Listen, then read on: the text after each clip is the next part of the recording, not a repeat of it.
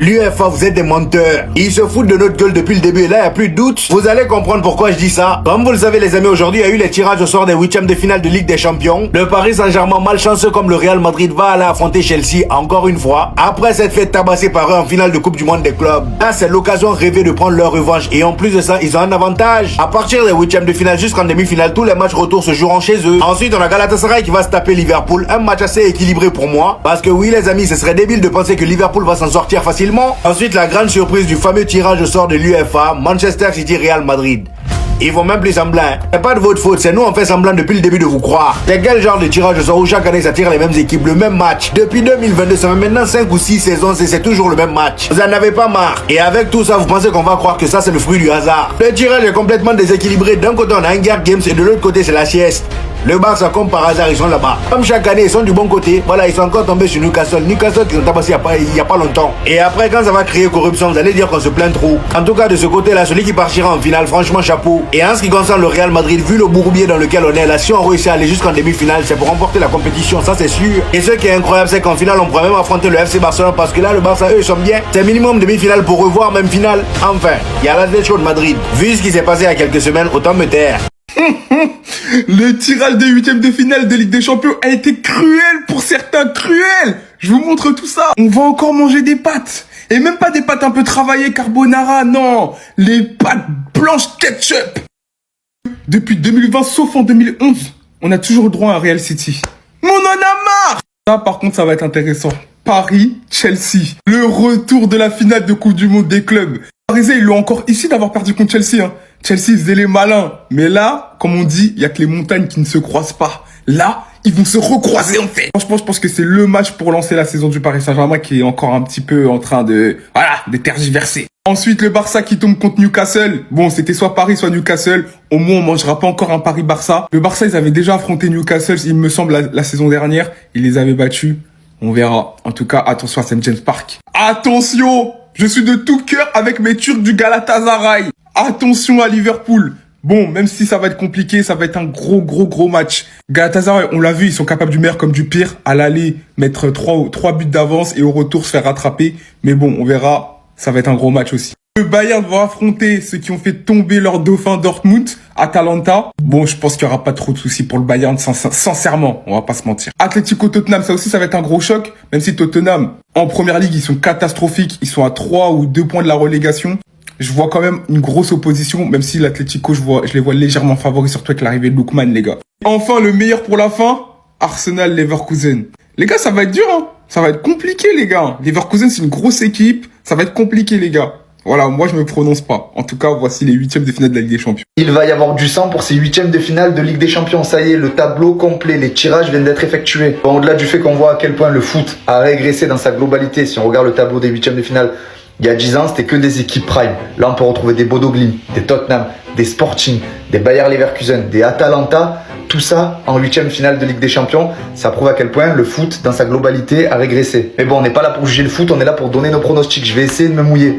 Paris-Chelsea, on se souvient que cet été, ça a fini en 3-0 pour Chelsea. Mais là, je vois le Paris Saint-Germain passer en quart de finale. Galatasaray-Liverpool, même si Galatasaray est une très belle équipe et a montré qu'elle avait les armes pour éliminer les plus gros, on l'a vu contre la Juventus avec une demi-remontada à la fin.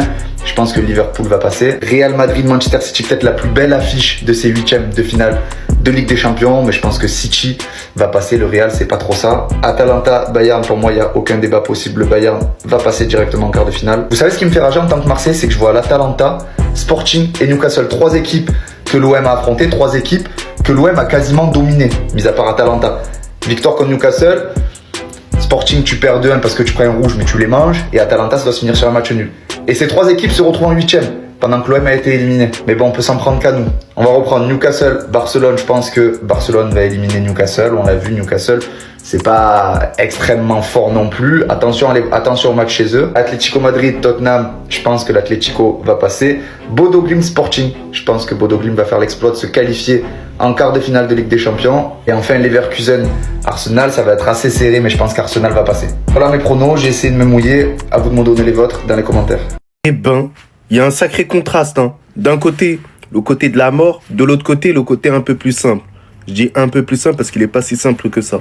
Il y a un Paris-Chelsea, Galatasaray, Liverpool, Real Madrid, Manchester City, Atalanta, Bayern Munich. Donc ça veut dire que potentiellement, si le Real Madrid, on arrive à battre, au final Manchester City, ce qui sera compliqué, on affrontera potentiellement le Bayern Munich s'il s'impose face à l'Atalanta. Et c'est pas fini, on a la possibilité d'affronter soit Galatasaray, Liverpool, PSG et Chelsea.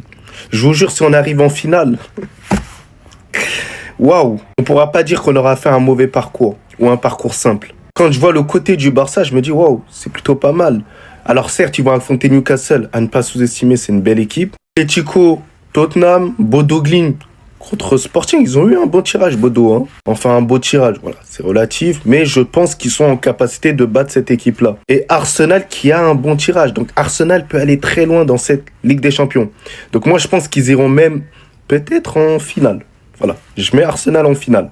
Dites-vous, même avec tout ça, les gars, Barça, ils iront pas en finale de Ligue des Champions. Alors ça aurait été bien, une finale Real Madrid-Barcelone, mais c'est compliqué, on connaît le niveau des deux équipes là pour l'instant.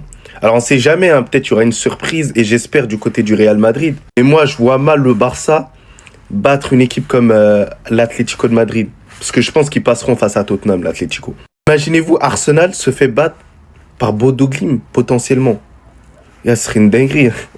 Si le Barça va pas en finale cette année, je peux vous dire que c'est une honte, les gars. C'est une honte. Et je parle bien de se qualifier en finale, je parle pas juste de battre Newcastle. Pour moi, les gars, dans tout le tableau de droite, il n'y a pas une équipe qui peut vraiment faire peur au Barça, les gars.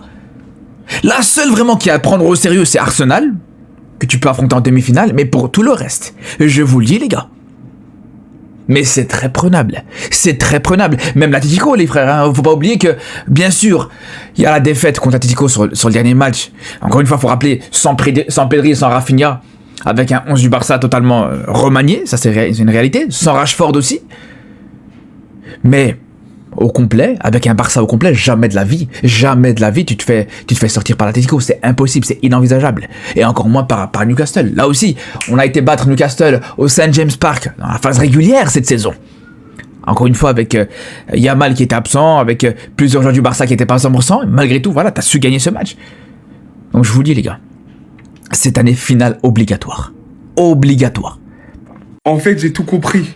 Il y a un côté dans cette Ligue des Champions, c'est un couloir de la mort dans un état fin fond reculé du Texas aux États-Unis. Et de l'autre côté, c'est une promenade de santé avec ton chien dans un village reculé du 7-7. Non, faut le dire en fait, dans un chemin vert. Mais j'en vois plein être fâchés. Ouais, regardez, Arsenal, ils ont une route tracée vers la finale. Il y a que le Barça qui peuvent les arrêter. Déjà, c'est faux. Faut respecter toutes les équipes. Newcastle, quand même, Bodo Glimt, Tottenham, Sporting, Leverkusen, déjà, c'est chaud. Si vous étiez pas content. Mais fallait faire le grand chelem. On a fait 0 défaite. Encore heureux qu'on est avantagé. 0 défaite, on est arrivé premier de Ligue des Champions, les gars. Mais par contre, de l'autre côté, débordé. Paris, Chelsea, Galatasaray, Liverpool, Real City, Atalanta, Bayern. Non, je compatis. Bon courage de l'autre côté, bon courage. Mais n'oubliez pas aussi, vous allez dire, ouais, c'est plus facile de ce côté, certes. Mais quand tu sors de matchs, par exemple, si Paris vont jusqu'en finale, il y aura peut-être Liverpool sur leur route, Galatasaray, Chelsea. Après, il y aura peut-être City, Bayern, Real. T'es plus en confiance pour aborder une finale, les gars. Si t'as passé ce parcours du combattant, t'es plus en confiance. Nous, on est là, ça va être compliqué pour nous. Les Leverkusen, c'est des équipes qu'on n'attend pas trop. Voilà, Bodo Glimt. Attention, les gars. Quand tu vois ce tableau 8e de Ligue des Champions, tu dis c'est une faute professionnelle que l'OM n'y soit pas. Avec tout le respect, je pense que c'est l'un des pires tableaux de 8e de finale de Ligue des Champions de ces dernières années. On y retrouve Galatasaray, l'Atalanta, Newcastle, Tottenham, Bodo Glimt, Sporting, Bayer Leverkusen. 7 équipes qui ne font pas l'unanimité, 7 équipes qui ne sont pas si grosses que ça en Europe. Au détriment de clubs comme Dortmund, l'Inter, Naples ou la Juventus. En fait, ce nouveau format redistribue les cartes. On l'avait vu aussi la saison dernière avec Brest qui se qualifie en 16e. Donc c'est encore plus problématique de voir l'OM éliminé avant les barrages. Surtout quand il y a des clubs qui se sont qualifiés avec 9 points. Bodo Glimt en est la preuve. Et Bodo Glimt a éliminé l'Inter, finaliste de la dernière édition de Ligue des Champions. Donc c'est pas rien. Le football dans sa globalité régresse, mais l'OM continue de régresser aussi. Ou du moins, l'OM stagne. L'OM n'avance pas. Lille, Monaco, Brest, le Paris Saint-Germain, ils se sont tous qualifiés en barrage. L'OM non. L'Atalanta, le Sporting, Newcastle, 3 équipes que l'OM a affrontées.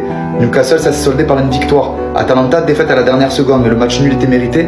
Sporting, l'OM devait gagner, mais l'OM a pris le rouge.